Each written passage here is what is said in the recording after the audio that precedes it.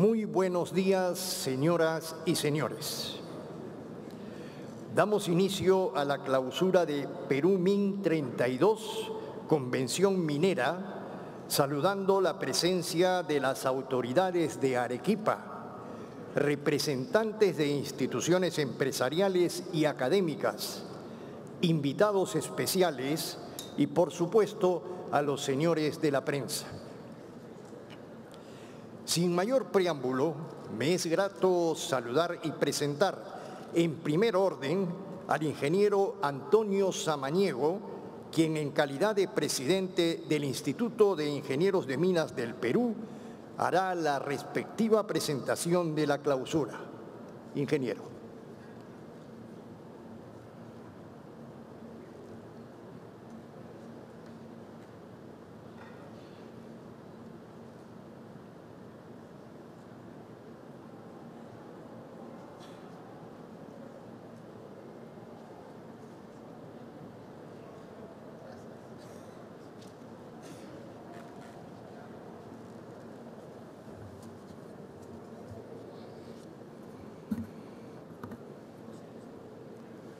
Perumín, punto de encuentro, consenso, diálogo entre peruanos.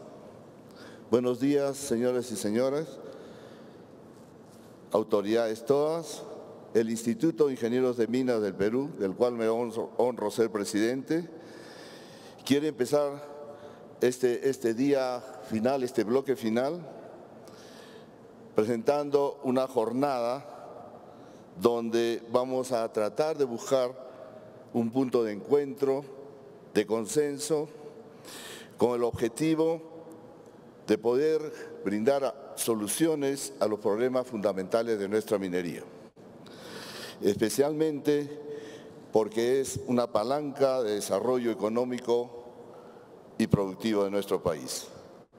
Por eso, el día de hoy hemos preparado dos interesantes conferencias a cargo del señor Marco Arana, quien todos conocen, líder del Movimiento y Libertad, y del doctor Luis Carranza, ex ministro de Economía, quienes compartirán puntos de vista sobre la minería de nuestro país y seguidamente se llevará a cabo un panel de debate donde se intercambiarán ideas que será de mayor interés y utilidad para cada uno de los asistentes. A continuación, empezaremos con la primera conferencia a cargo del señor Marco Arana. Por favor, señor Arana. Gracias.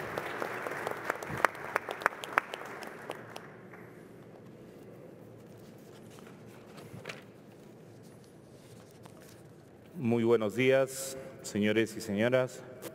Gratitud especial al Instituto de Ingenieros de Minas del Perú por este gesto de invitarnos a participar de la 32 Perumín, porque es un gesto que expresa que en el Perú no podemos mirar a quienes piensan distinto y plantean puntos de vista críticos para mejorar el crecimiento económico, garantizar los derechos de las poblaciones, el desarrollo sustentable y el derecho de todos y todas los ciudadanos y ciudadanas del país como enemigos.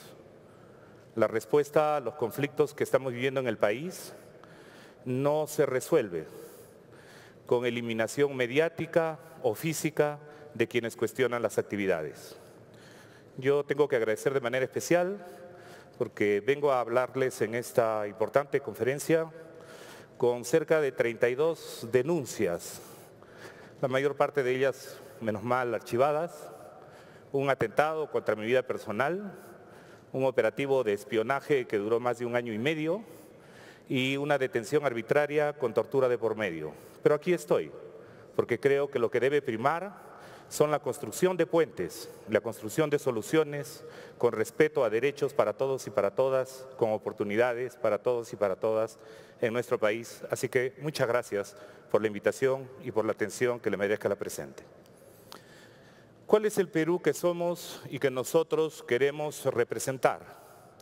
En el Frente Amplio y Tierra y Libertad, esta coalición política de izquierda ecologista que se presenta en el país en las próximas elecciones, nosotros estamos planteando el construir un Perú con justicia social y justicia ecológica.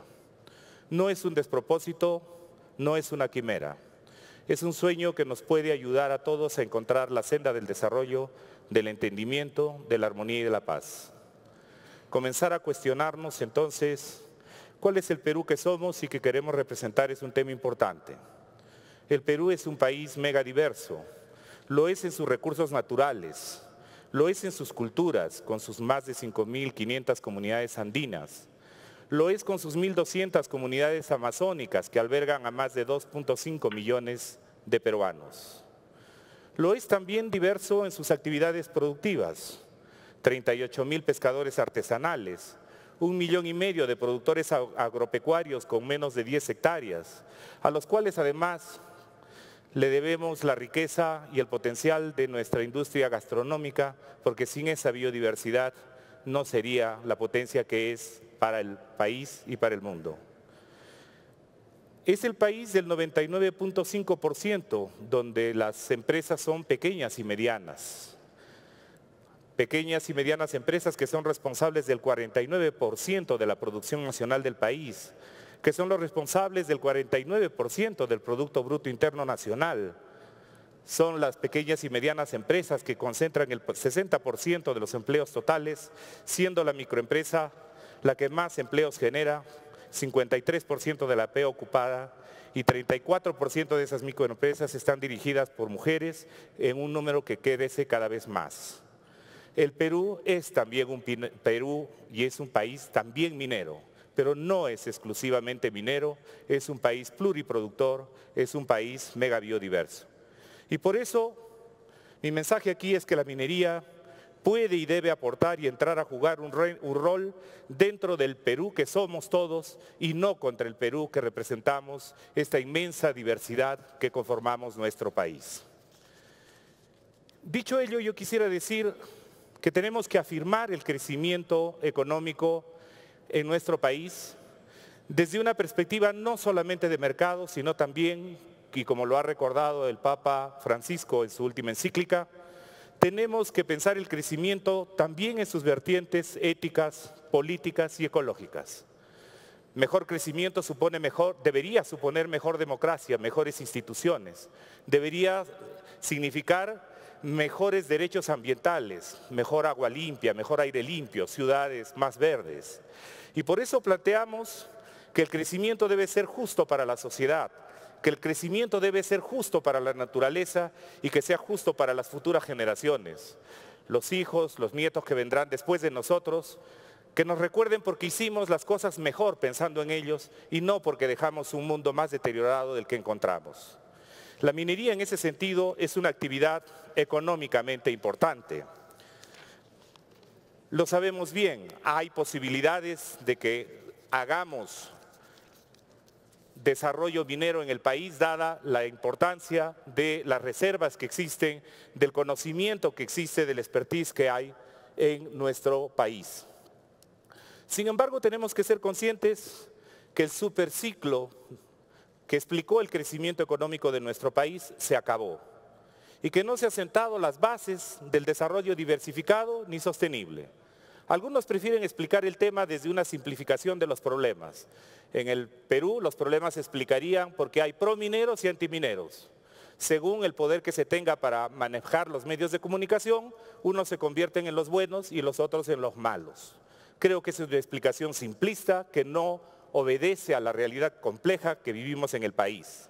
Y que por el contrario lo que tenemos que entender es que lo que ha pasado con el estancamiento y la paralización y la caída en realidad de las inversiones a nivel de las exploraciones en minería en todo el mundo es especialmente dramático. Ni siquiera la caída en inversiones en exploraciones en el Perú es de las más dramáticas que han ocurrido. En el Perú, en el periodo 2008-2014, la disminución de las inversiones en el sector de exploraciones ha caído en menos 46%. Pero donde ha caído más es en un país como República del Congo, donde allí había muchas expectativas cifradas en la minería. Allí las inversiones en exploración cayeron en menos 84%. Y en un país como Canadá, que lleva la delantera en tecnología, en explotación minera, y en inversiones mineras, allí las inversiones en el periodo 2008-2014 cayeron en 57%. Pretender explicar la caída de las inversiones mineras por el factor Arana, como dice algún reputado periodista, o porque hay además una conspiración contra la minería, es una necedad. No podemos ocultar lo que está ocurriendo a nivel mundial y en nuestro país. Busquemos encontrar los temas de fondo que explican los problemas que estamos atravesando. La caída de los precios de los commodities fue peor de lo esperado. Hablaba sobre eso con Lucho Garranza, sobre el tema de si esperaban ellos cuando estaban en el Ministerio de Economía que la caída fuera tan abrupta y tan drástica, y evidentemente no estaba en sus proyecciones. Esa caída además determinó que hubiera un bajo crecimiento del Producto Bruto Interno para el 2015 en América Latina. En toda América Latina, en toda América del Sur y el Caribe, ha habido una contracción del Producto Bruto Interno, fruto de la enorme caída de los precios de los commodities y fruto de la retracción de las inversiones en exploraciones. La minería, sabemos, es una actividad económica importante y tiene gran potencial. Algunos datos que podía leer sobre el potencial de reservas más recursos en algunos de los principales rubros de explotación minera, aportados por el ingeniero Jorge Acosta, nos mostraban lo siguiente: que si se explotara el oro que tenemos en reservas más recursos identificados al 2011 al ritmo de producción del 2010, habrían para 28 años de producción sostenida. Si se explotara la plata, pensada en las proyecciones de reservas más recursos del 2011 y al ritmo de producción del 2010, habrían para 40 años de producción sostenida. Y si se explotara el cobre, decía esta misma fuente, en el potencial minero del Perú, producción de recursos oro y plata y cobre, en el caso del cobre, si se explotara sobre la base de las reservas más recursos conocidos el 2011 al ritmo del 2010, habría minería del cobre para 148 años de producción sostenida. Qué duda cabe que la minería es una actividad importante para el país. Pero las cosas no se pueden seguir haciendo como se han venido haciendo. Parte de ello es, por ejemplo, reconocer que el superciclo y el boom minero y los altos precios de los commodities aumentó nuestras brechas de productividad, generó más informalidad y predominancia de empleos sin derechos en América Latina. Las brechas existentes entre el nivel de productividad de la industria minera, si se compara con el sector agropecuario y la industria manufacturera, que es más intensiva en generación de empleo, es abismal. Y poco se hizo para resolver, y esa no estoy achacando esa responsabilidad a las empresas mineras, estoy achacando esa responsabilidad a los gobiernos que han conducido las políticas económicas sobre la base de un optimismo que no supo prever, que no supo mirar la realidad, tal como ocurría, por ejemplo, en Chile o en Colombia, donde se creaban fondos de reserva o fondos de pensiones cuando las vacas estaban gordas. En el caso del Perú, ahora lo que se pretende hacer es hacer más de lo mismo en mayor extensión con menores regulaciones ambientales. Eso es inadmisible, no solo pone en peligro las otras actividades económicas, no solo pone en peligro la seguridad de las personas, sino, entiéndanlo bien, puede llegar a poner en peligro sus propias inversiones. Eso le hace daño al país, eso le hace daño a todos los peruanos y peruanas. Por esa senda no se puede seguir transitando.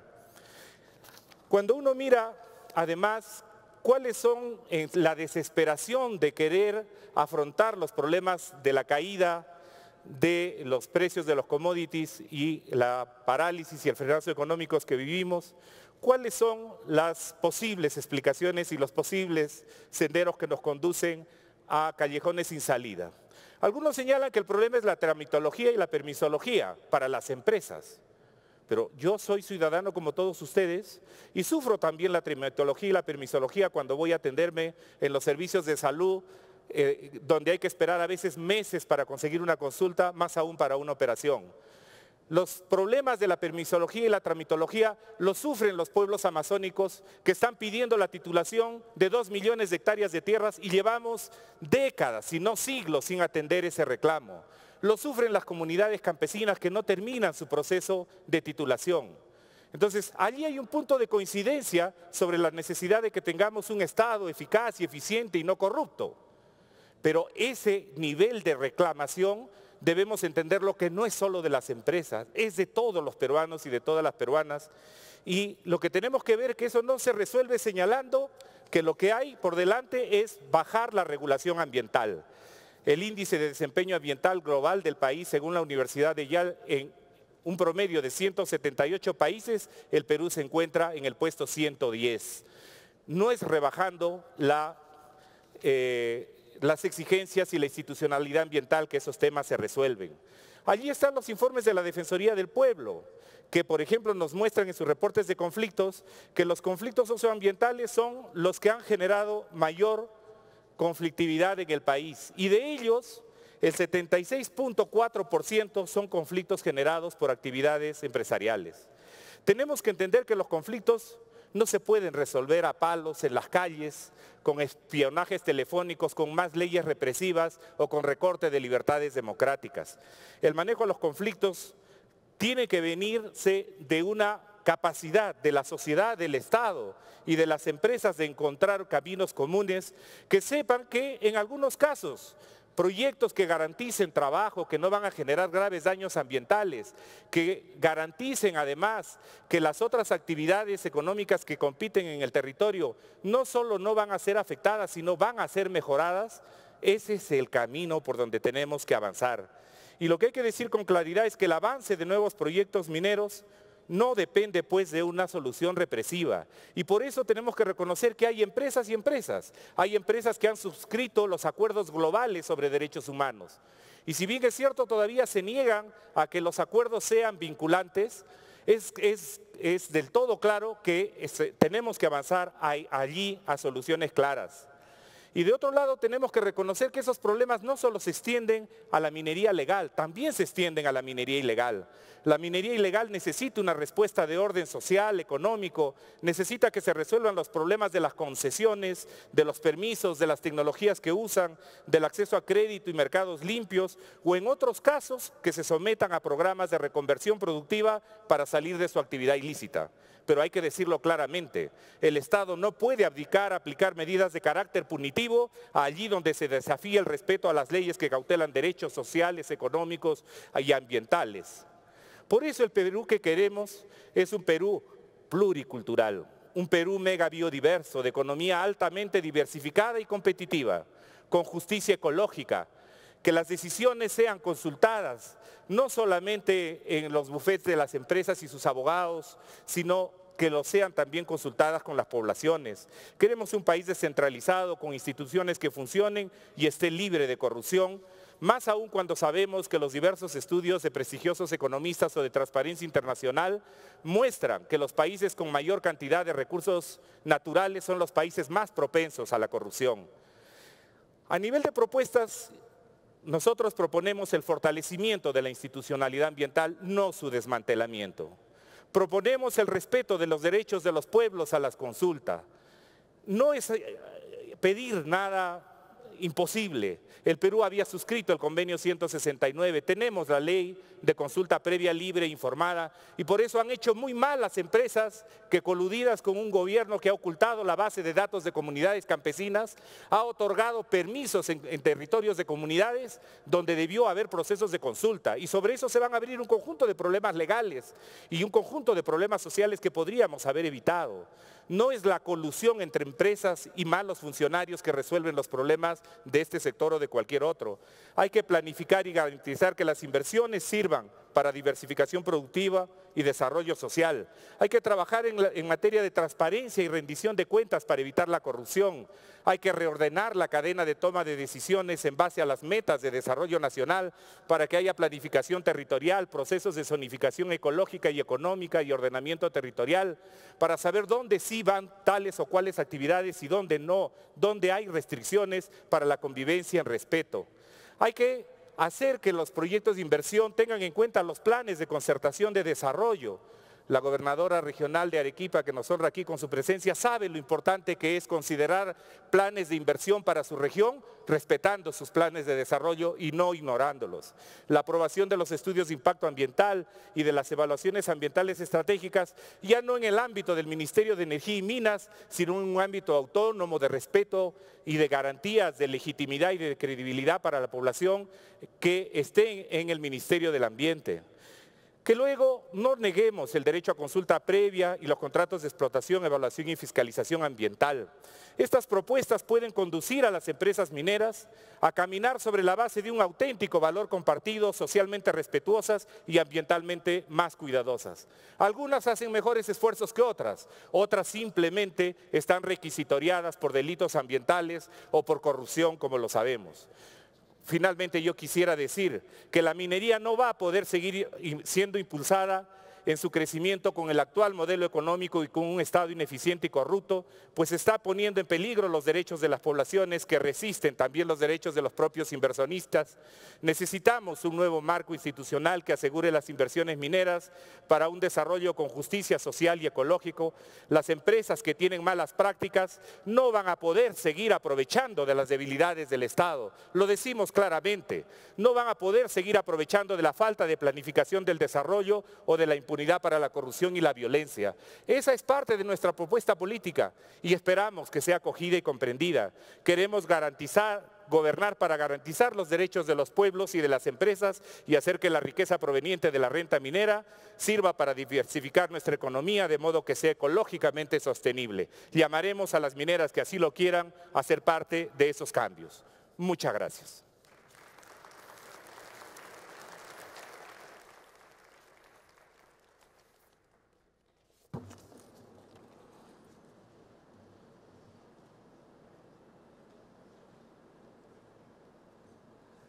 Muchas gracias, señor Marco Arana, por su interesante presentación. A continuación, me complace presentar al exministro de Economía, doctor Luis Carranza, a quien invito al podio para que inicie su conferencia. Adelante, doctor.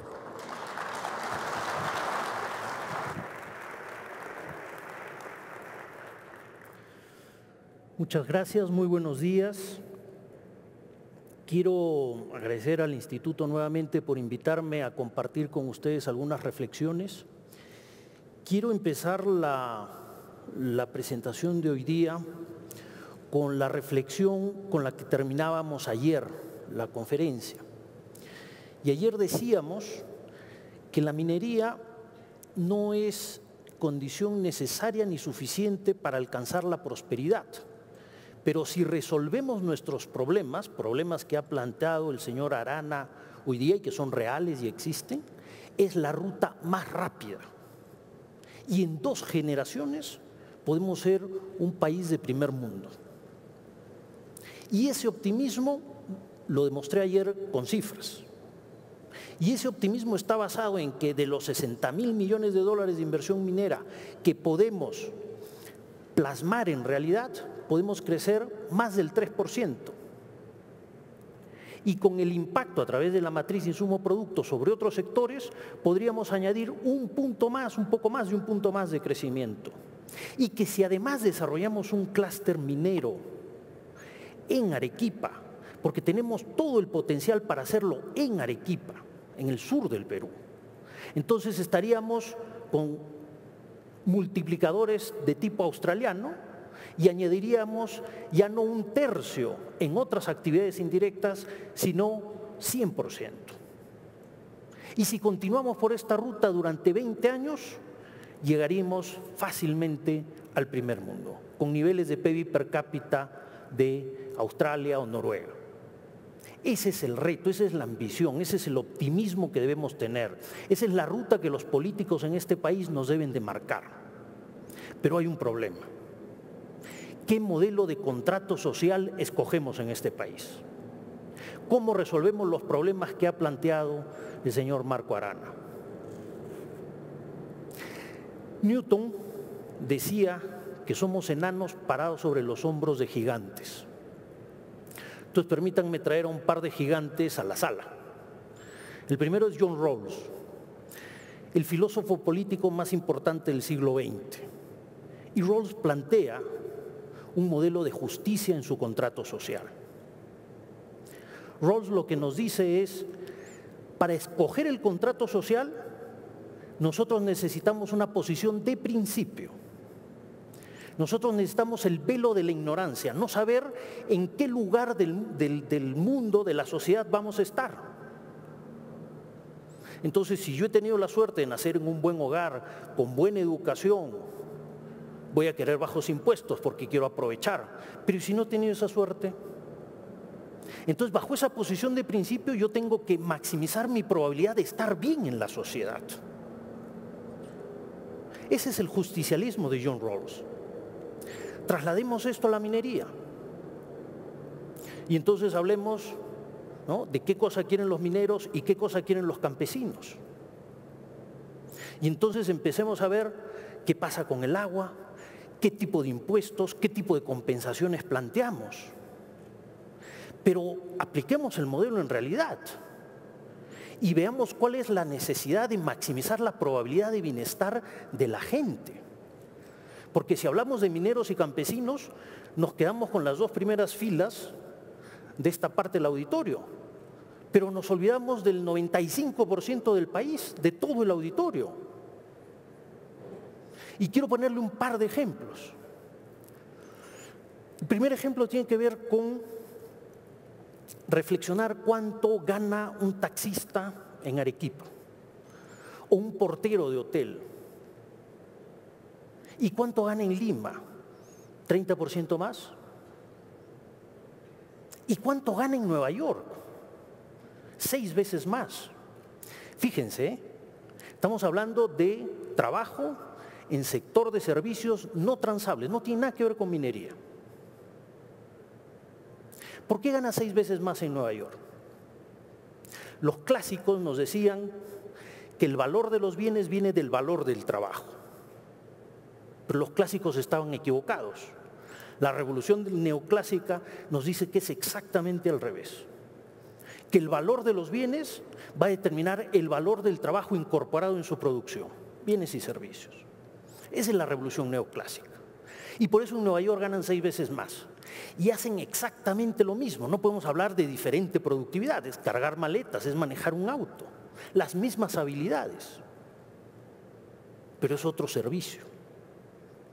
Y eso depende del nivel de riqueza que se genera en esa sociedad. Entonces, ¿por qué quitarle al 95% de peruanos la posibilidad de tener mejores salarios? ¿Por qué evitar hacer producción minera que genera valor y riqueza en el país? Y que es el determinante al final de que nuestros salarios suban y que tengamos más infraestructura y mejor provisión de servicios, si es que paralelamente mejoramos la eficiencia de nuestro Estado, que es un tema central, que es un tema de fondo en el crecimiento a largo plazo. Entonces, para entender bien a Rawls, hay que entender que el 95% de los peruanos necesitamos estar mejor. Ahora, el segundo ejemplo tiene que ver con lo que ha pasado entre Apurímac y Cajamarca. Y son cifras que yo he mostrado ayer acá. Apurímac ha crecido 60% y Cajamarca nada, plano. La reducción de pobreza en Arequipa, en Apurímac, ha pasado de 70% a cerca de 40%. Y Cajamarca continúa con niveles de pobreza superiores al 50%. Y hoy por hoy es la región con mayor pobreza en el país. ¿Qué hubiese pasado en Cajamarca si hubiesen tenido la misma eficiencia de Apurímac en reducir pobreza? 390.000 personas hubiesen salido de la pobreza. 390.000 personas. ¿Qué contrato social le estamos ofreciendo a estas personas? Y desnutrición infantil. ¿Cuántos niños han padecido desnutrición infantil por ineficiencia en gestión pública en Cajamarca, comparado a Apurímac? 15.000 niños más. 15.000 niños que no desarrollaron su cerebrito. 15.000 niños que de por vida no van a tener las capacidades que el resto de niños bien nutridos. ¿Qué contrato social estamos ofreciendo? ¿Cuál es el objetivo? Ahora, el problema existe. ¿Cómo generamos un contrato social para este grupo de campesinos que tiene miedo, tiene temor, que quiere la seguridad del agua, que es la generación de conflicto, fundamentalmente? Entonces traemos a otro gigante a la sala y nos vamos al otro extremo. Traemos a Robert Nozick, minimalista por excelencia. El señor lo que nos dice lúcidamente es que el contrato social tiene que estar basado en dos principios fundamentales: justicia en transacción y justicia en propiedad. Con eso, y garantizado por el Estado, tenemos un contrato social óptimo. Si ustedes se dan cuenta, totalmente distinto a Rawls. Pero nos dice algo más. Nos dice que es fundamental en una coalición tener un contrato social que no lo perjudique, porque si no va a haber conflicto. Entonces, para reducir esto, lo que nosotros necesitamos es compensación. Necesitamos compensar a esta coalición, campesinos, que se sienten en desigualdad, que se sienten poco defendidos por su Estado y que tienen miedo de perder bajo un esquema de contrato social que no entienden o no les parece. Entonces, apliquemos este razonamiento de Nozick al tema de la minería. Tenemos un proyecto minero en el cual hay que internalizar todos los costos sociales, los costos ambientales. Si una vez que nosotros internalizamos los costos y este proyecto minero tiene valor positivo, va a generar utilidades, pero va a generar salarios, va a generar impuestos y va a generar demanda al resto de la economía. Entonces, ¿por qué no hacerlo? Es un crimen dejar ese proyecto sin desarrollar, esa riqueza enterrada en la tierra. Porque entonces no estamos cumpliendo el contrato social con los 390.000 cajamarquinos. Y no estamos haciendo lo imposible por avanzar en mejorar la calidad de vida del 100% de los peruanos que queremos un contrato social justo. Entonces el tema pasa por ahí, ¿no? En identificar las fuentes de compensación. Otro problema, separar territorios, es decir, acá sí y acá no.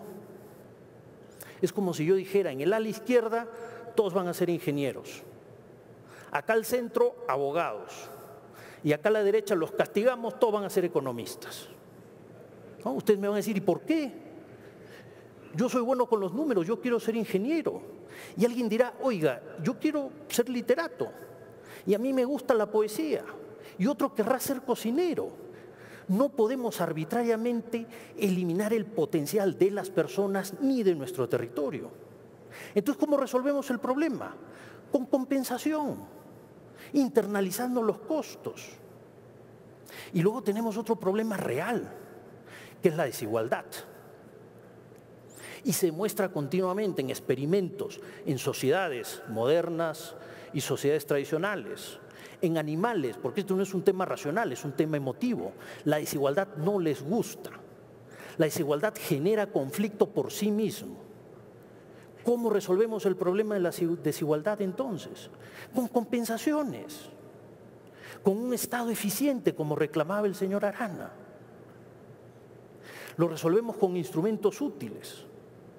Por eso salió el aporte voluntario, que gastó 500 millones de soles en promedio por año con impacto real en zonas de influencia, donde el Estado no llegaba, porque no necesariamente la circunscripción política coincidía con la zona de influencia.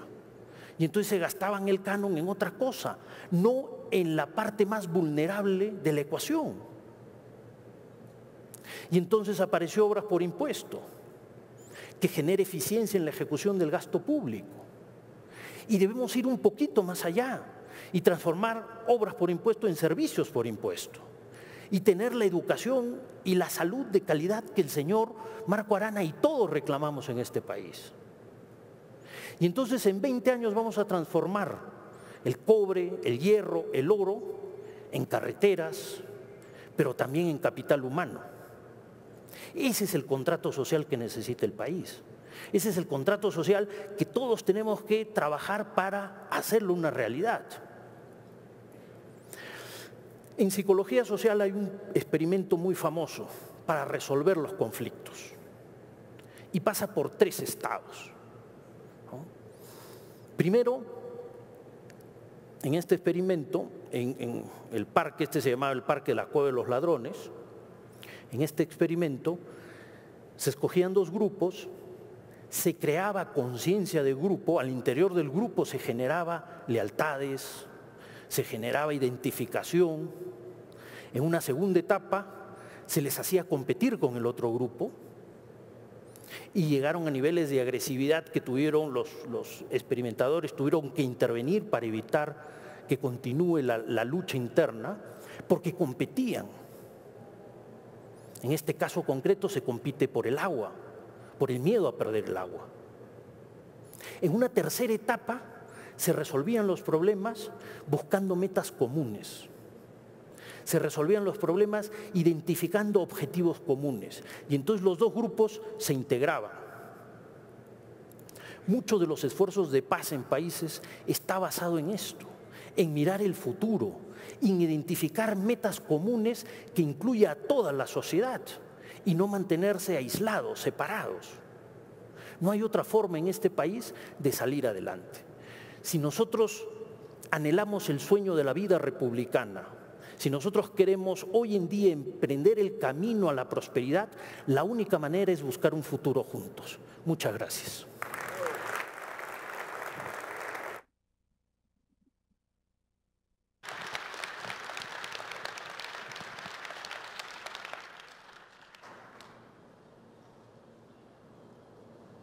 Muchas gracias, doctor Luis Carranza, por su valiosa exposición.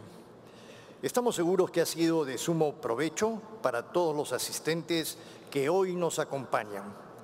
Siguiendo con la programación, ahora me toca presentar a un panel de debate e intercambio de ideas que tiene como objetivo establecer un diálogo franco sobre la minería como motor de desarrollo.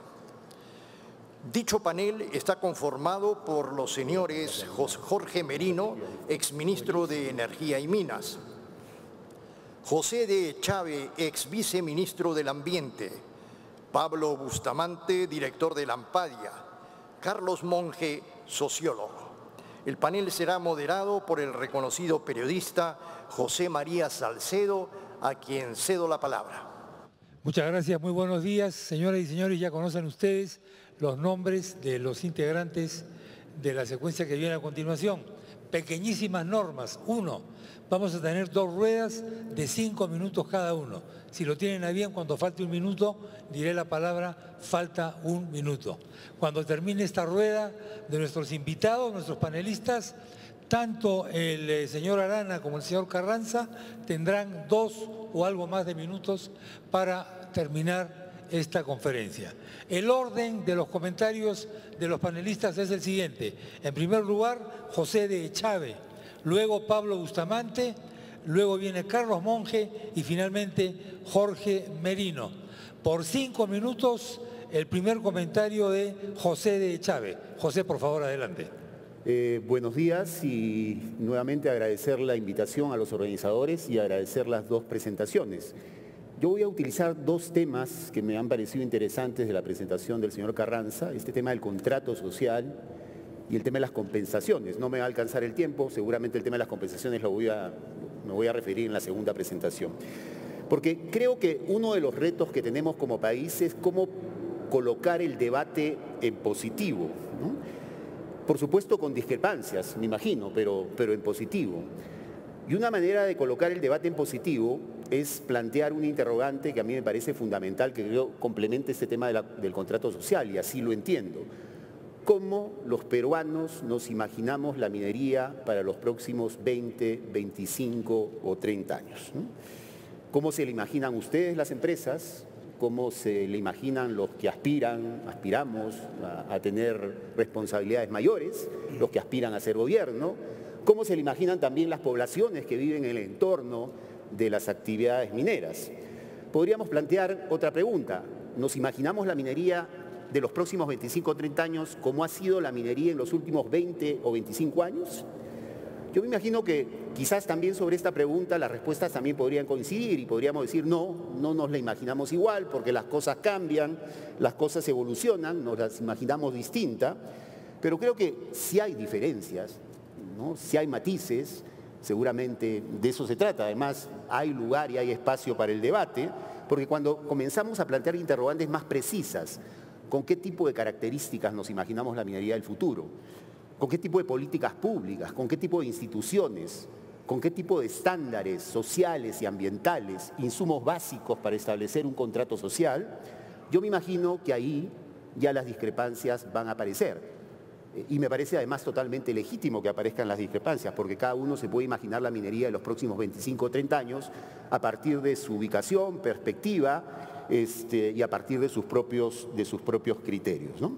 Ahora, creo que este tipo de entrada me parece importante y es clave porque este tipo de reflexión no se ve en el debate. Este tipo de reflexión no ha estado muy presente en el debate en los últimos años, en el periodo del superciclo y ahora que se ha terminado el periodo del superciclo. No se ven los discursos que estamos involucrados, digamos, en los actores que estamos involucrados en esta actividad. Honestamente, cuando uno revisa, digamos, los textos, las publicaciones del Ministerio de Energía y Minas, este tipo de visión estratégica de cómo nos imaginamos la minería en los próximos 25 o 30 años no aparece. Aparece la cartera de proyectos de inversión, lo que se está haciendo, que no está mal que aparezca. Cuando uno escucha también a las vocerías del empresariado minero, la Sociedad Nacional de Minería, igual, el tema creo que no aparece en esta lógica de visión estratégica de qué queremos con la minería y cómo la queremos para los próximos 25 o 30 años. Y el comportamiento más bien es profundamente gremialista, profundamente coyunturalista, respondiendo a las políticas específicas. Yo entiendo, y además es totalmente legítimo que un presidente de un gremio, sea empresarial, sea de trabajadores, tiene que responder a las coyunturas. Sin embargo, la sensación que a uno le queda es que eso no es suficiente, ¿no? Que hace falta recuperar pensamiento y perspectiva estratégica. No digo que no exista, lo que estoy diciendo es que no es visible y no ha ocupado el espacio que tiene que ocupar en el debate nacional. Y digo que no existe, que creo que sí existe, porque cuando uno ve, por ejemplo, las reflexiones que hay en el Consejo Internacional de Minería y Metales, institución global de la cual entiendo forma parte la Sociedad Nacional de Minería, bueno, ahí sí uno ve visión estratégica, ahí sí uno ve análisis de tendencias, ahí sí uno ve, por ejemplo, análisis sobre la crisis ecológica y cómo la crisis ecológica va a impactar al sector. Ahí uno ve análisis sobre cambio climático, sobre problemas sociales, problemas ambientales. Yo creo que este tema me parece que es fundamental, porque además la otra variable, y cuando veo los escenarios que plantea Luis Carranza hacia futuro, digamos, la variable que el escenario global ha cambiado, la verdad es que el contexto y el superciclo ya terminó. Es cierto, los precios no han bajado a los niveles del 2001 y 2002. No tenemos el cobre a 70 centavos la libra, no tenemos el oro a $270 la onza. Pero lo cierto es que el superciclo terminó. Y cualquiera que pretenda hacer gobierno en los próximos años tiene que entender que hemos entrado a un contexto distinto y tenemos que intentar recuperar esta visión, esta perspectiva, este pensamiento estratégico para un sector, como ha señalado Marco Arana, que nadie discute su importancia, que es un sector que ha sido importante y lo va a seguir siendo.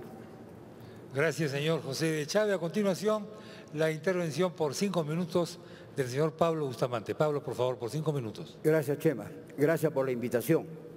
Yo quiero recordarle al líder de Tierra y Libertad que a los arequipeños nos gusta hablar claro y decimos lo mismo en todos los sitios que visitamos.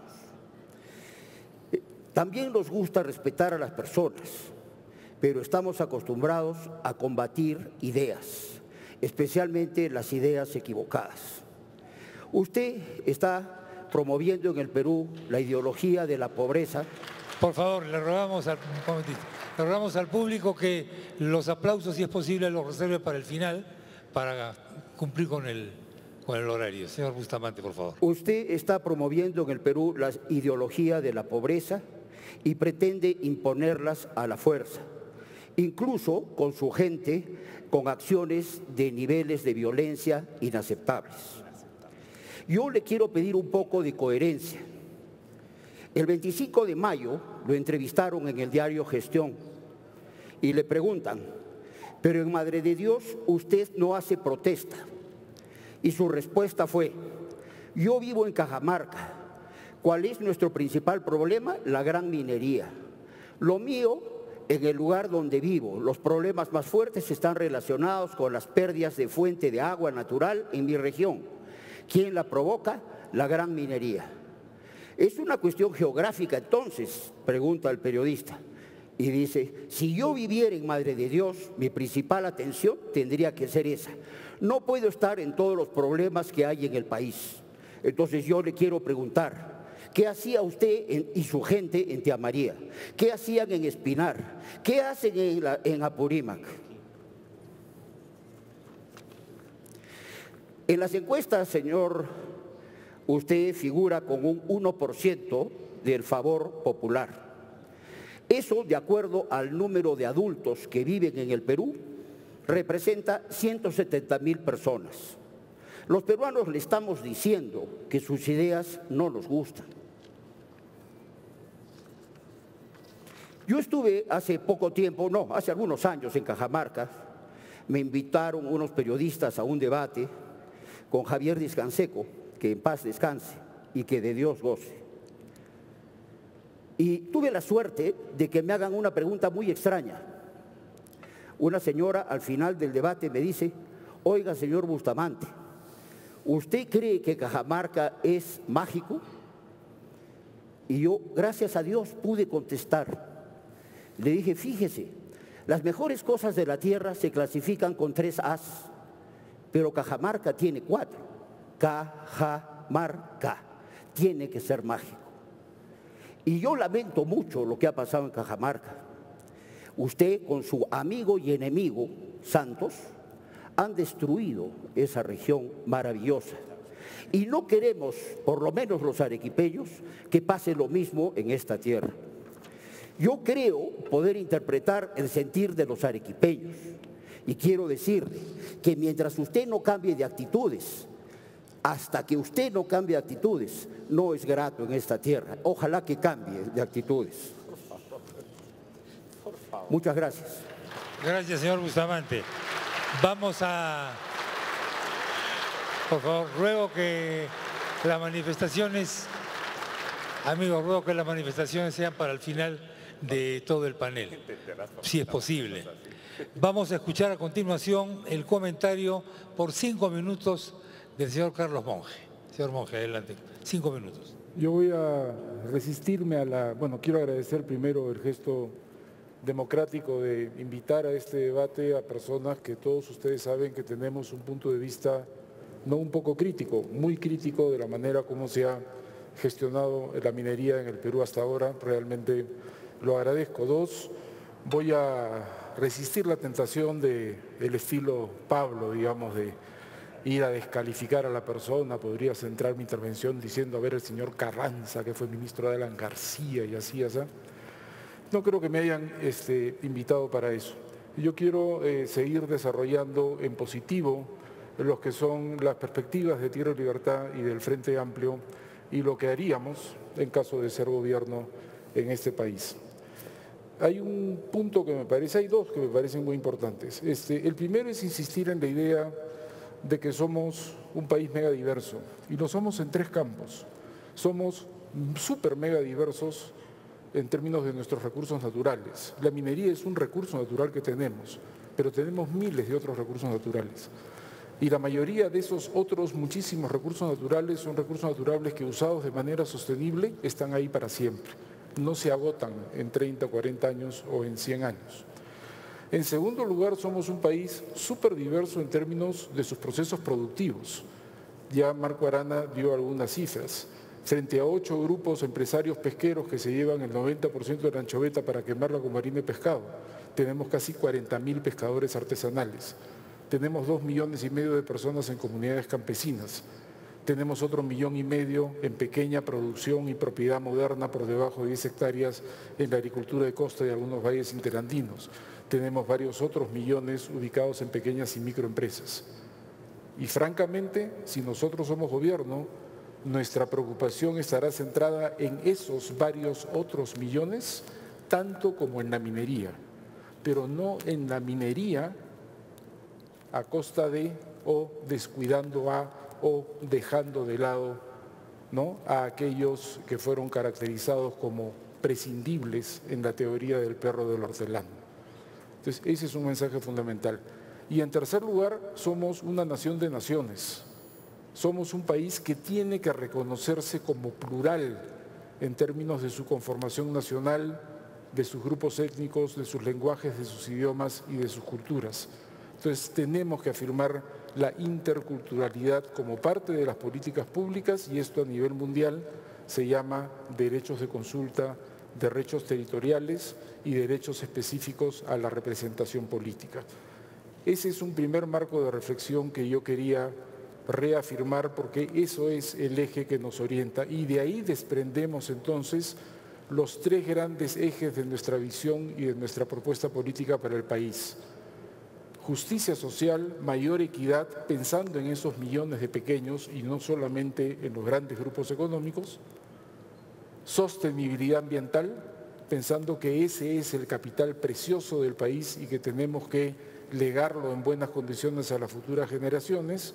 Interculturalidad y plurinacionalidad para terminar de reconocernos como un país múltiple en su vertiente identitaria por razón de la confirmación original y la historia que todos conocemos. Esa era una primera idea. Y una segunda rápida en el minuto y pico que me queda es la siguiente. Tenemos el reto de completar 4 grandes procesos de reforma del Estado y la gestión de la minería tiene que incluirse en esos 4 grandes procesos de reforma del Estado. Primero, simplificación. Yo también sufro los trámites, yo también odio hacer papeles, a mí todo me cuesta un montón de tiempo. Entonces, primero, simplificación, de todas maneras, me imagino que ese es uno de esos consensos que se generan porque todos sufrimos a un Estado lento, paquidérmico, ineficiente, corrupto hasta en los detalles y en los procedimientos más simples. En segundo lugar, la construcción de una institucionalidad ambiental fuerte, tan fuerte que nos permite entrar a la OECD. Tercero, terminar de construir una institucionalidad sobre las consultas y los derechos de participación de las poblaciones en las grandes decisiones que tienen que ver con el sector extractivo. Y cuarto, terminar de abrochar el proceso de descentralización, terminando de afinar cuáles son las funciones y las competencias y realmente invirtiendo en la construcción de capacidades para tener inversión que sea de calidad e inversión que sea honesta en los territorios utilizando los múltiples recursos que por distintos canales llegan a los gobiernos subnacionales. Gracias. Muchas gracias, señor Monge. A continuación, el comentario del señor Jorge Merino, por 5 minutos. Señor Merino, adelante. Bueno, quiero agradecer al Instituto de Minas en primer lugar por esta invitación. Y bueno, yo quería hacer alguna reflexión del punto de vista de gestión como ingeniero y con la experiencia que me ha dado casi 30 años promoviendo inversiones mineras en el Perú. Efectivamente, coincido con Lucho Carranza en el sentido que la minería, sin ser la única actividad, es la actividad fundamental en el país, que nos puede llevar en cortos años, en 20 años, como ha dicho, a un nivel superior de bienestar a la población. Sin embargo, coincido con Marco Arana en el sentido de que tenemos que luchar contra la pobreza. Entiendo eso. Si es así, ¿qué es lo que tenemos que hacer para llegar a un 6% de PBI en educación, para combatir la pobreza, que es el verdadero enemigo, la violencia, que es el verdadero enemigo? Tenemos que generar riqueza para redistribuir la riqueza. En ese sentido, creo que la minería es fundamental. Vinimos en el Perú MIN 2013 con el presidente de la República aquí y dijimos queremos minería con agua por delante, con inclusión social. Hemos avanzado, pero no es suficiente. Guillermo Chino hizo una presentación y coincidimos en ese sentido. Quizás un gobierno, un periodo es muy corto tiempo, la minería es una actividad a largo plazo y como voy a explicar en la segunda parte, yo no estoy de acuerdo que se acabó el boom de los precios. La minería es cíclica. Hemos estado con precio de cobre en 60 centavos en alguna época y hemos ido adelante. En ese sentido, no me voy a referir a lo que tenemos que hacer como país para atraer más inversión con los diagnósticos, y están clarísimos los diagnósticos. Si nos comparamos con los países de la competencia, tenemos fortalezas, pero tenemos debilidades. Y en esas debilidades hay tres que son fundamentales. La primera, la institucionalidad, los conflictos sociales y la corrupción. Eso dice Fraser. Entonces, yo me hago una pregunta ahí. Si la minería es de largo plazo, demos una visión de largo plazo, pero también miremos hacia atrás qué hemos hecho los peruanos. Miren, yo he participado en casi todos los megaproyectos que promocionó el Estado en las concesiones de iniciativa estatal. Y todos los proyectos salieron para los sociales, para la exploración. Yo diría que ya se está, en muchos de ellos entrando en producción, otros ampliando la exploración. Creo que en ese sentido la pregunta es, ¿por qué si el Estado sacó los proyectos, por qué el Estado también no hace ese trabajo en todos los proyectos de iniciativa privada?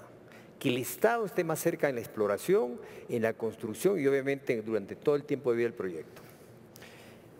Creo que el proinversión fuerte de antes, hoy día se traduce en un Ministerio de Energía y Minas fuerte, que ahora ha sido delegado en el manejo de las mesas de conversación. Y el Ministerio de Energía y Minas deberíamos, a través del liderazgo, revisar el rol promotor del Estado, de la mano con los otros sectores, especialmente agricultura, especialmente el Ministerio de Justicia para ejercer el derecho, el respeto al derecho a la propiedad en el país, con los gobiernos regionales y los gobiernos locales, y en el otro lado, una vez que eso lo tomamos como una iniciativa, percolar, como decía Roque, hacia el otro lado, hacia las comunidades. Las comunidades lo que quieren es confianza, que se le cumpla la palabra. Entonces, en el corto plazo hay que revisar qué ofrecimos y qué cosas tenemos que hacer. Y en el mediano y largo plazo, empoderarlas, capacitarlas, para que sea un medio de comunicación y de dialogación más fácil. Creo que en ese sentido, si hacemos eso y además potenciamos los organismos como EFA, como el OCINERMIN, como el ANA para el tema del agua, entonces tendríamos un modelo interesante y además de lo que es la transparencia para, aprovechando la presencia de la ministra y del presidente del Congreso, iniciar hoy un plan nacional de promoción, de estrategia nacional de la promoción de la minería basada en el cobre esencialmente, teniendo en cuenta esta cara social, esta cara de sea transparentar el beneficio para todos. ¿Cuánto nos gustaría? Y ojalá que empecemos a trabajarlo esto juntos, porque estamos todavía 10, no hay tiempo que perder, invitar a la señora ministra para hacerlo medio fresco, para dar algunas ideas. Tiempo vencido. Y que todos los partidos políticos lo pongan en su agenda. Eso sería mi primera Gracias, señor Merino. Vamos a la segunda vuelta de intervenciones. Comenzamos por 5 minutos con el señor José de Chávez. José, por favor. Iba a tomar este tema de las compensaciones, que me parece también un elemento central.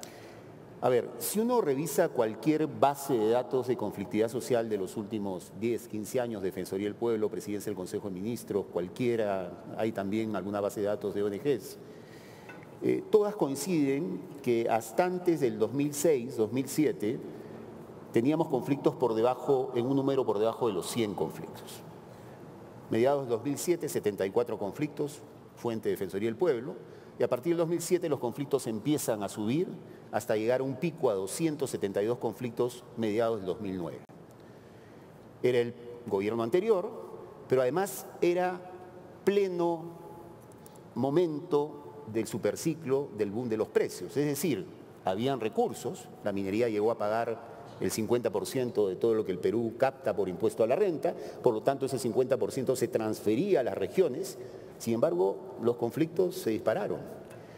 Todo esto para decir que creo que, interpretando el tema de las compensaciones, creo que los conflictos tienen una base que responde a características multidimensionales. No digo que lo económico sea importante, sin duda lo es, pero creo que el tema de la conflictividad social que se presenta en el país, que no solamente se presenta en el país, tiene características multidimensionales que hay que tomar en cuenta, ¿no?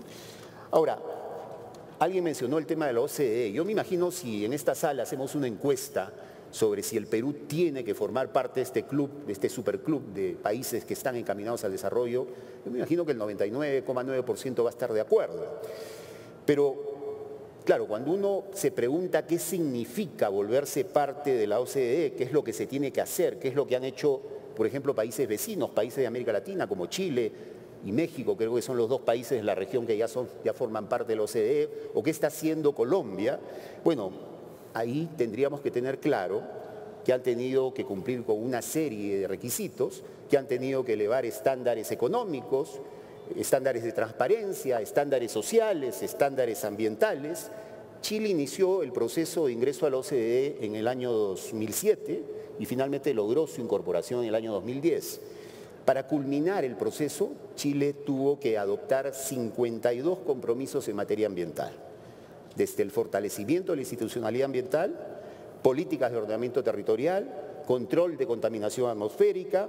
En ese periodo Chile creó los tribunales ambientales, la superintendencia del medio ambiente, la reforma al sistema de evaluación ambiental y aprobó la norma de calidad del aire para material particulado. Es solo después de adoptar estas y seguramente otras medidas que Chile fue incorporado a la OCDE. Y eso creo yo tiene que ver un poco con este reto de cómo comenzamos a visualizar este tema del nuevo contrato social que necesita la minería. Porque yo parto de la idea, en el momento que escuchaba el tema del contrato social, yo parto de la idea que no existe, es decir, no hay una suerte, lo que ha pasado con la minería en los últimos años muestra que no hay el consenso minero que algunos imaginan, que es un reto, que hay que construirlo. Yo creo que el término de contrato social me parece que es sumamente sugestivo. Ojo, eso no quiere decir que se cuestione el rol de la minería. La minería forma parte de la matriz productiva del país, creo que lo ha dicho Marco Arana. Pero cualquiera que pretenda ser gobierno, yo creo que tiene que buscar construir ese consenso que está haciendo falta. Es decir, no es suficiente decir la minería es importante, digamos, sobre eso hay acuerdo. Yo creo que se necesita precisamente construir ese acuerdo, ese contrato social, para construir, dicho sea de paso, los equilibrios económicos, sociales, culturales, ambientales que están haciendo falta. Simplemente para utilizar este último minuto quisiera repetir algo que planteé en la charla de ayer, en la conferencia de ayer. Yo siento que han habido como tres, digamos, ejes del debate en torno a la minería en los últimos años que han estado suficientemente disociados, ¿no?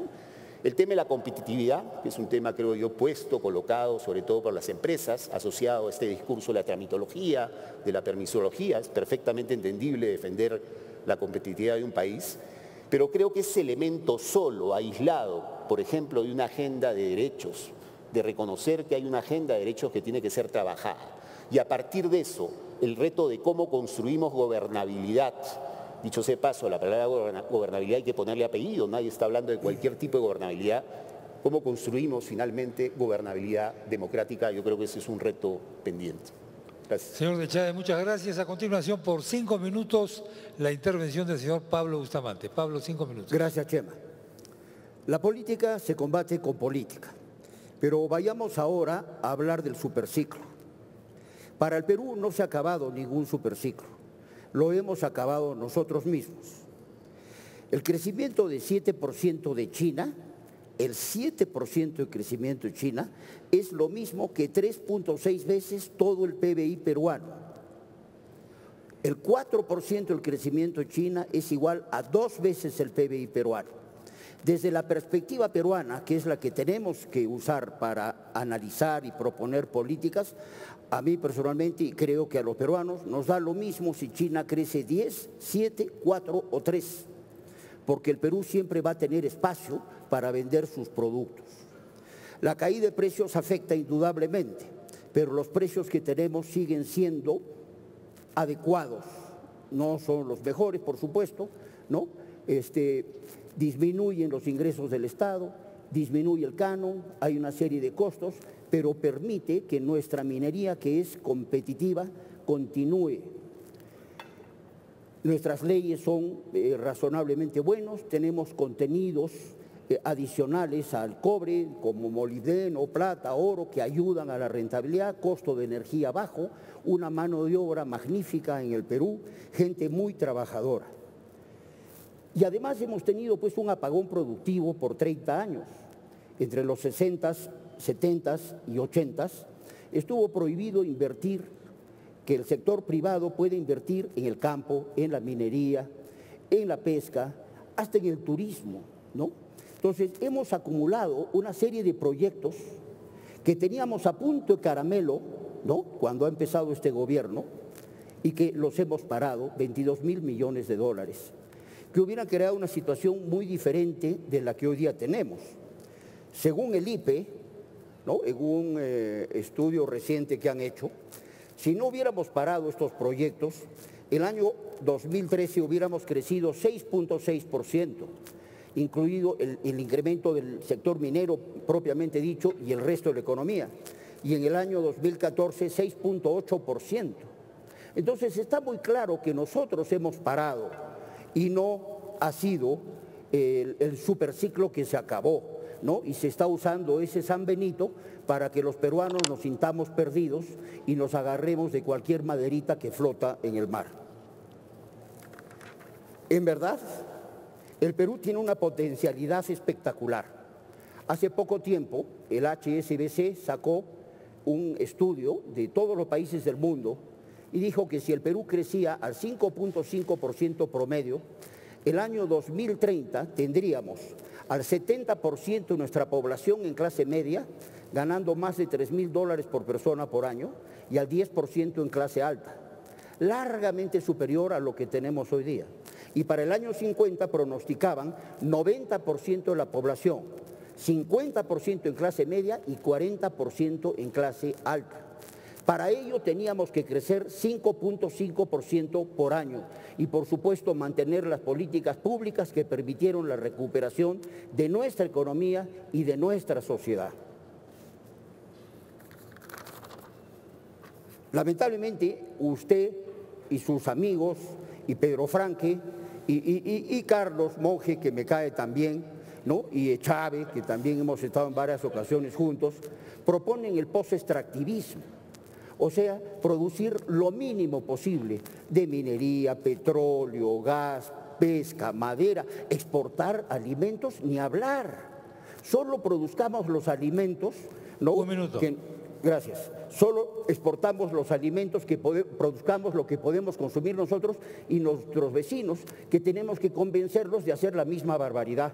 Acá está todo, ¿no?, en este documento que se llama Transiciones, ¿no?, editado por Carlos y de Chávez, ¿no?, y con el gran soporte de Pedrito Franque, que también hemos estado juntos en varias ocasiones, y por supuesto eso inspiró este documento que ahora ha cambiado de amarillo a verde, ¿no?, que firmaron todos los partidos de la izquierda y se lo entregaron al presidente Humala en agosto del 2012, proponiéndole el post-extractivismo, y estaba escondido en algún lugar que yo pude ver.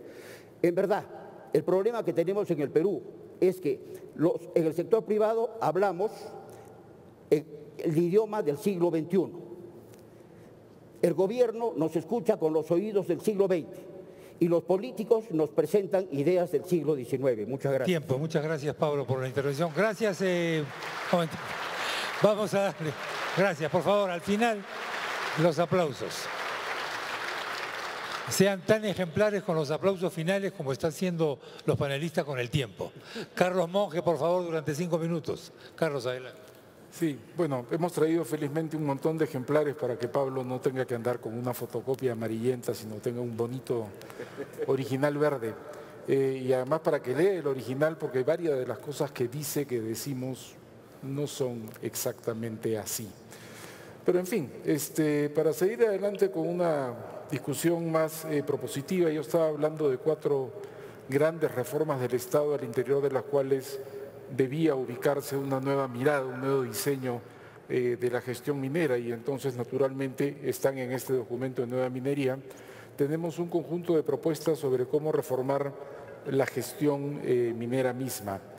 Y entonces, siguiendo el estilo, eso sí me gustó, los ejemplos de Lucho Carranza muy concretos, claro, nadie propone que alguien del Estado diga que usted va a ser ingeniero, ustedes economistas, y por allá un montón de antropólogos e historiadores, que dicho paso es lo que yo soy. No desmerezco el título de sociólogo, pero estrictamente hablando soy antropólogo e historiador. No es esa la idea. Pero usando el mismo tipo de ejemplo, yo diría, ustedes no estarían de acuerdo con que los muy eficientes, porque los he usado, baños de disal estén ubicados acá en medio de la sala, ¿no es cierto? O que las señoras del patio de comidas estén preparando unos ricos potajes para el almuerzo acá en medio de los panelistas. El espacio se zonifica y el uso del espacio se ordena, el uso del espacio se planifica, porque hay actividades que corresponden a cierto tipo de espacios que corresponde tener separadas de otras actividades que se ubican en otros espacios. Yo vivo en el distrito de Miraflores. La zonificación en Miraflores es súper estricta. Yo soy dueño de mi propiedad privada, pero no puedo hacer lo que me da la gana con ella. En mi departamento no puedo poner un taller de mecánica y al costado de un colegio no puedo poner una discoteca y junto a un hospital no puedo poner una industria contaminante y sucia o que haga mucho ruido. Hay un concepto de zonificación y ordenamiento. Y para nosotros la entrada a una nueva mirada de cómo hacer gestión de la minería tienen el elemento de la zonificación y el ordenamiento territorial la puerta de entrada. Decidir de manera técnica, de manera participativa, combinando obviamente la ciencia moderna y toda la información que se genera con los saberes populares de la gente respecto de cuáles son los mejores usos para las distintas partes del territorio.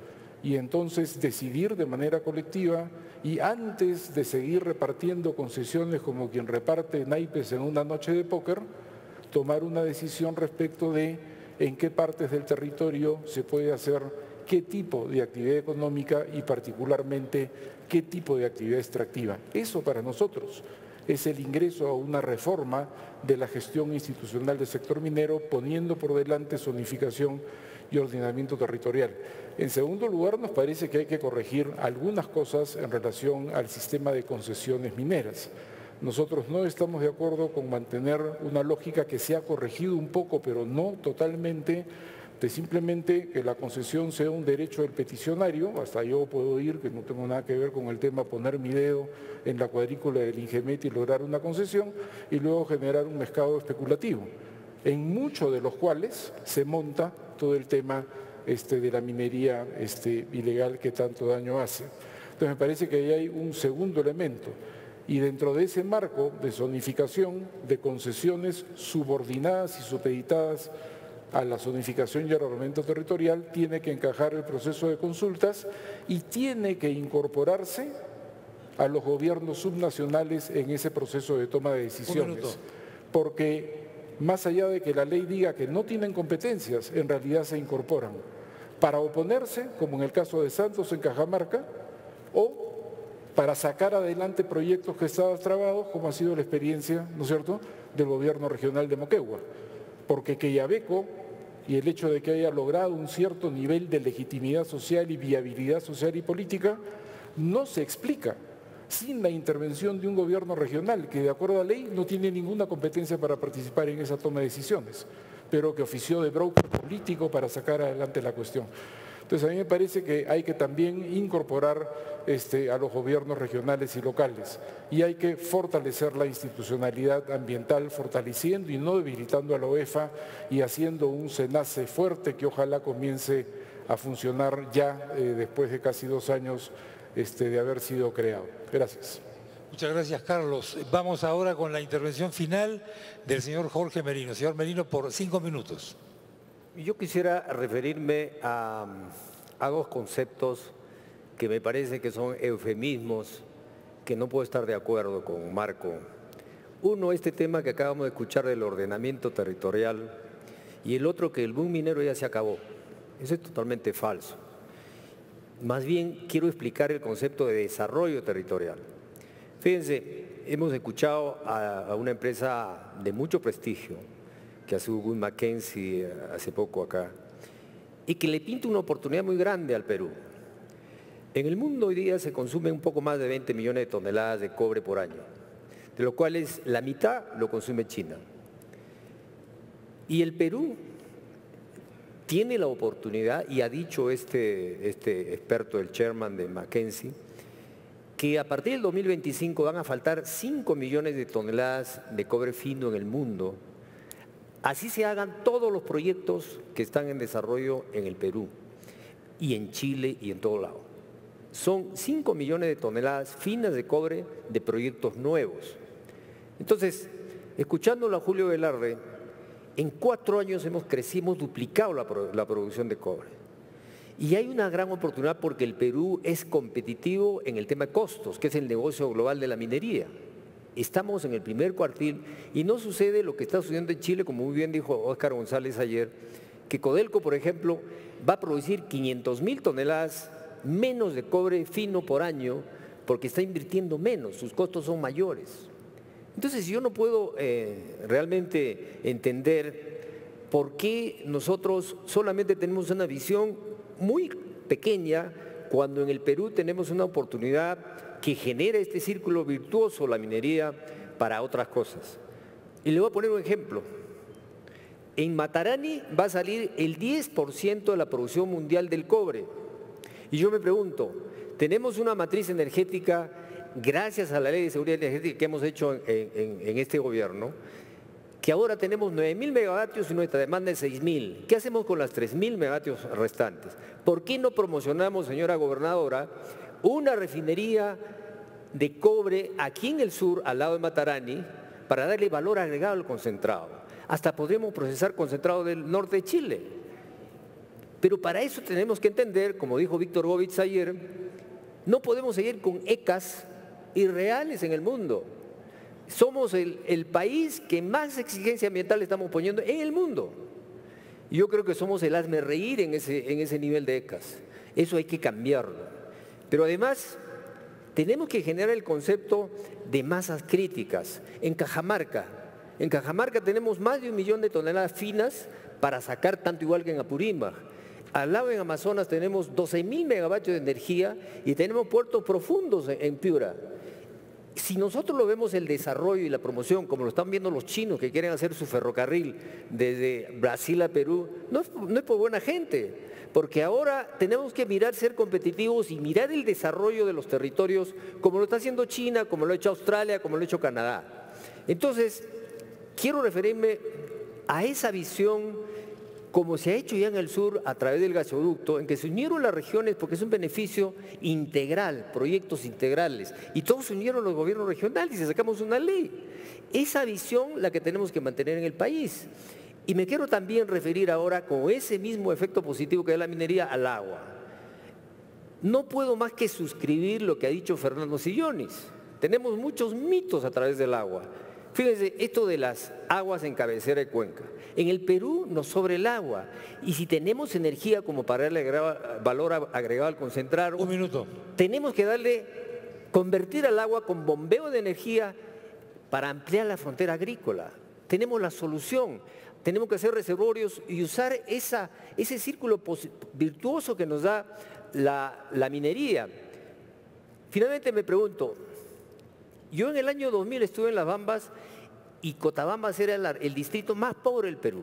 Hoy día, ya lo explicó, cómo ha bajado la pobreza espectacularmente. Y hoy en Cajamarca son los distritos más pobres del Perú. Entonces no podemos decir apoyo a la minería, pero sin hacer minería. Yo creo que, sinceramente, y espero que el próximo presidente en el Perumín del 2017 venga a decir acá con orgullo que el Perú es un país minero, porque tenemos que dar a través de la minería toda la cara social que necesitamos. Sin la minería, que es una actividad fundamental, vamos a poner oportunidades para las generaciones futuras. Tiempo vencido. Gracias. Señor Merino, muchas gracias. Señoras y señores, a nuestros 4 distinguidos panelistas, muchas gracias por su excelente participación. Han expuesto cada uno sus puntos de vista y lo han hecho respetando escrupulosamente el tiempo asignado. Creo que es justo, ingenieros amigos, que demos palabras finales a nuestros conferencistas por el término de 2 minutos. En primer lugar, 2 minutos, señor Marco Arana. Lo escuchamos. Bueno, no sabía que el señor Pablo Secada se considerara dueño de quién recibe Arequipa y a quién no. Yo me siento acogido por Arequipa, agradezco mucho ese gesto de los arequipeños y además creo que debe saber el señor Secada, que se ha ocupado mucho escribiendo sobre mí, Bustamante, perdón de Pablo Secada, que es amigo también, pero no solo responder a una agresión con otra agresión. Le perdono, amigo Pablo, y le aconsejo, cuide su salud cardiovascular y ahórrele gastos a su seguro. Creo sí que es importante, han repartido en los maletines de la acreditación a este evento, la revista Gestión. Miren el último cómic en la última página. El caricaturista parece expresar a un empresario minero o a un ministro de Economía y Finanzas, ¿no? Lo muestra ciego, andando mientras China crece. Pero en la última lámina del cómic muestra a este mismo con los ojos abiertos exorbitantemente, arrodillado poniendo velitas para que no se caiga el crecimiento chino. Creo que se refería al ministro Castilla y no a Lucho Carranza, pero hasta los que grafican la situación de la caída de los precios lo ven así. El mensaje que yo he traído es el desarrollo que tiene que pensarse no solo como crecimiento exclusivo de la minería, sino como crecimiento articulado, diversificado, del turismo, del agro, de la pesca, de la forestería, de la industria diversificada. No solo de las grandes inversiones, sino también de las pequeñas y medianas inversiones. Arequipa tiene minería, obviamente, como lo tiene Cajamarca, pero tiene muchos potenciales más y por eso creo que los arequipeños, como los cajamarquinos, nos sentimos orgullosos de lo que tenemos. He venido a hablar de crecimiento económico con justicia social, con cuidado del medio ambiente, con respeto a los derechos territoriales de los pueblos indígenas y derecho a consulta, de mecanismos de transparencia, de mecanismos que nos aseguren seguridad para todos. Y por eso demandamos que el Congreso apruebe la Ley de Ordenamiento Territorial, demandamos que no se recorte el presupuesto del Ministerio del Ambiente en el próximo ejercicio presupuestal. Señora, muchas gracias por su intervención. Una intervención final por 2 minutos del señor Luis Carranza. Señor Carranza. Muchas gracias. Hemos escuchado diversos puntos de vista, diversos análisis. Yo lo que quiero reflexionar sobre de dónde viene el Perú. Hace poco más de 10 años teníamos 50% de pobreza, un territorio desestructurado, bajos ingresos. Hoy día estamos en 20% de pobreza, se ha reducido la desnutrición infantil. El potencial del Perú es enorme. Lo que pasa es que nos hemos olvidado de crecer, nos hemos olvidado de cómo hacer bien las cosas. Y eso pasa por reconocer al individuo. Eso pasa por reconocer la necesidad de creación de valor que tiene la gente. Compensar cuando sea necesario, porque como mencioné, no puede haber una sociedad con grandes desigualdades. Pero eso no pasa, eso no necesariamente implica que vamos a aniquilar las ganas de invertir de la gente. Y no se trata de apoyar a la minería, se trata de apoyar todas las actividades productivas que tiene este país, todas. El gran milagro peruano del crecimiento de 7%, ¿de dónde vino? ¿Aportó la minería? Por supuesto. Pero ¿cuál fue el sector con mayor productividad laboral en todos estos años? El agro. Tuvimos una gran revolución estructural. De 33% de PEA pasamos a 25%, pero prácticamente duplicamos la productividad laboral. Y de ahí vino el fuerte aumento de ingresos en los jornales agrarios. Ahí está la reducción de pobreza. Y ahí es donde tenemos que trabajar. Tema de zonificación. No se trata de que venga la señora a vender anticuchos a esta sala. Se trata de identificar si es un beneficio individual o es un beneficio común. Ese es el punto. Y si por ahí tengo que hacer una carretera, entonces voy a expropiar tu departamento y te voy a compensar, pero lo expropio por el bien común. Y la minería es bien común de todos los peruanos, porque lo que está enterrado ahí y no tiene valor ahora, y saca valor con conocimiento y con inversión, que es exploración, tiempo, gracias. Eso nos pertenece a todos nosotros. Gracias. Señor Carranza, muchas gracias. Señores expositores y señores, gracias. Y señores panelistas, muchas gracias por su intervención en este foro. Aldo Morzán, por favor.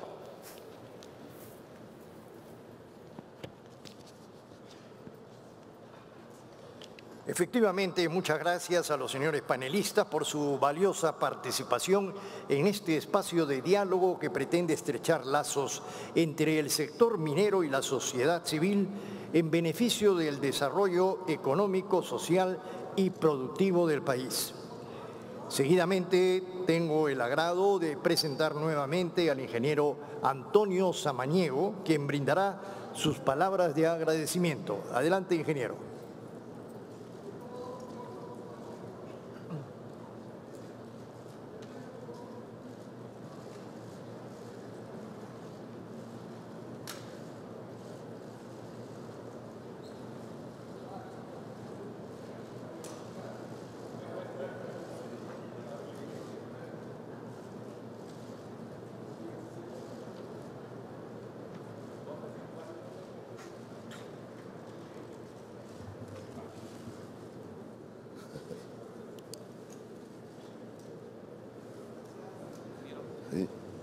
Sí. Muchas gracias, señores panelistas. Fotógrafo, por favor, déjenme.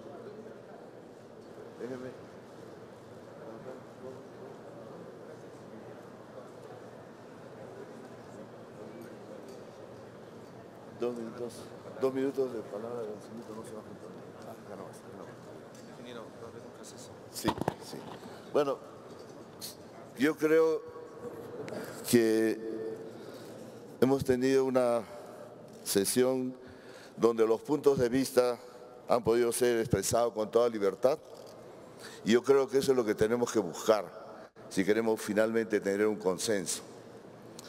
Creo que el punto de encuentro, el punto común es que la minería es el factor más importante que tenemos para el desarrollo. Eso no desmerece para nada aspectos como la agricultura, la pesca, la madera, etcétera, pero no significa que para hacer crecer otros sectores tenemos que bajarle la llanta a la minería. Yo creo que hoy día quedó claro que la minería es nuestro principal motivo, nuestro principal motor. Tenemos todavía, está claro también, que afinar algunos aspectos, ¿no? El tema de ordenamiento territorial, ¿no? Que en este país, hasta donde se conoce, se está centrando mucho en el Ministerio del Ambiente. El tema de ordenamiento territorial tal vez debe tener un concepto más amplio, que por ahí he escuchado que se denomina gobernanza territorial, porque no es a un sector, no es a un ministerio decidir qué se hace en este lugar o en otro lugar. Es un aspecto multisectorial, como mismo Carlos lo dijo, habló de su departamento. Cuando quería poner probablemente un restaurante, hay que hablar al Ministerio de Industria y Turismo.